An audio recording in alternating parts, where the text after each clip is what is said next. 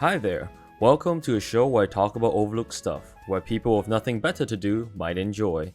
Today's topic, Enchanter Braum support. Braum is a Warden class tank with a big shield. He's excellent at peeling for his carries and can even share his tank stats with them. He can block projectiles and deliver free stuns to his enemies. Plus, he's the most wholesome man you ever meet on the Rift. While Braum normally builds generic tank support, we're doing something different this time. Using Summon Aerie, we gain the ability to shield our allies when we use our W, and while the Aerie shield alone quickly gets outscaled, we have a secret item to capitalize on this effect. Echoes of Helia states that when we hurt people, we gain shards. Shielding or healing allies uses these shards to heal them and damages a nearby enemy. This Helia and Aerie technology is so much better than what you expect on Braum because he has 3 ways to proc Helia. The first is Summon Aerie, which we've talked about. The second is Font of Life. By landing your Q or passive stun, Font of Life heals you and your ally, which also activates Helia and heals your ally for the extra amount. The same principle applies to the third method, Solstice Slay. By using these 3 activation methods, we can turn Braum into a pseudo-paladin class similar to Taric, enabling him to both protect and sustain his carry. And by maxing out W first, we can still tank lots of damage while building an enchanter item, because Braum's W is a free stat stick ability on a very low cooldown. With this build, you'll be able to protect your ADC and heal them at the same time. Now let's talk about the runes used in this build.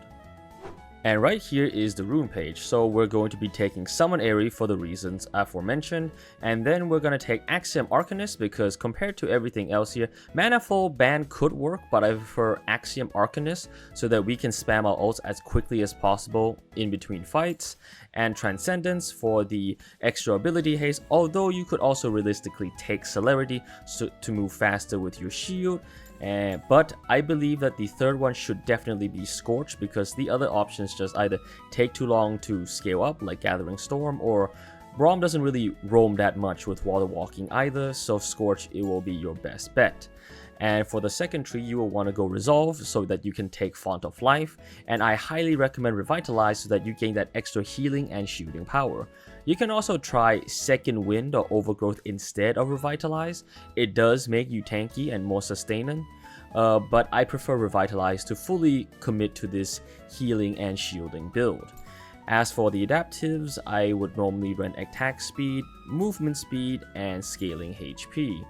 But as always, you can always swap around your adaptives, try it out and see what you like. As for your summoner spells, honestly, Braum could work with almost anything.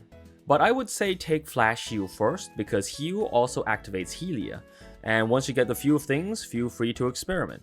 So for our items, standard support start with 2 pots. First item will be Kindle Gem and turn it into Echoes of Helia so you can start healing your carry. And then either get Swifties for movement speed or defensive shoes. You can also consider Ionians if your economy is massively behind. Next, turn your support item into Solstice Slay. And that is pretty much the core build. From this point on, the build branches out into 2 versions. Version 1 is I can trust the homies, and version 2 is fuck the homies. For version 1, take either Locket or Knight's Vow as second and third item. For the last item, you can choose from this list. For version 2, just make yourself tanky. Here are the recommended items. As always, feel free to experiment on what works for you. For leveling, we max up W first so we can buff Braum and now carry as much as possible early on. It is absolutely broken how much free stats Braum can provide to squishies. Your level 1 is also actually pretty strong. If you have a strong early game carry, try a level 1 bush cheese or invade jungle. The stun and Q slow is lethal to most enemies early on. In lane, just focus on landing your Qs for consistent poke.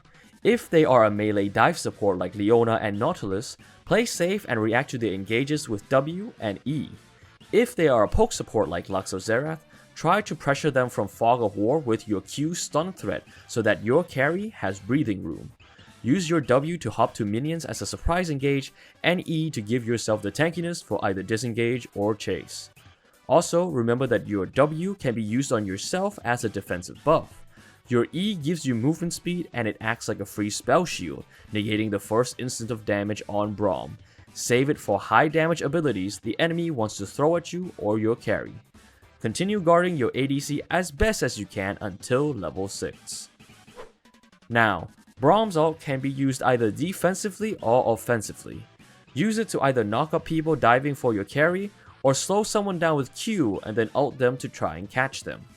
Most of Braum's gameplay at mid game will either be playmaking in lane or just guarding the carry, because mid game is when a lot of divers will be looking to Avengers assemble at bot lane for either dragon or easy kills. Your job as Braum will be to stop this from happening to your ADC. If things go well, your carry will make it to late game, and if not, then get good. Stick to the carry at all times. You are now the difference between them getting one shot or staying alive to shred the enemy. Sacrifice yourself if you have to, just keep as many people alive as you can. Make sure to send out Q tags and auto attack people to spread as many stuns around you as you can. Most of this will come down to how well you can utilize W and E during teamfights, so it will take some practice. A good tip is to make sure your carries are always within W distance for you to quickly hop to them. If the enemy doesn't have divers and is running a front to back comp, then stick to the front and support the frontliner with your W and E. But if you are the only frontliner in the team, then self-buff with W to tank damage and try to catch people with Q. Use your E reactively to back away from excessive damage to stall for time for your W to come back. Contest objectives with your allies and win the game. It's simple as that. Here are the pros and cons and champion matchups.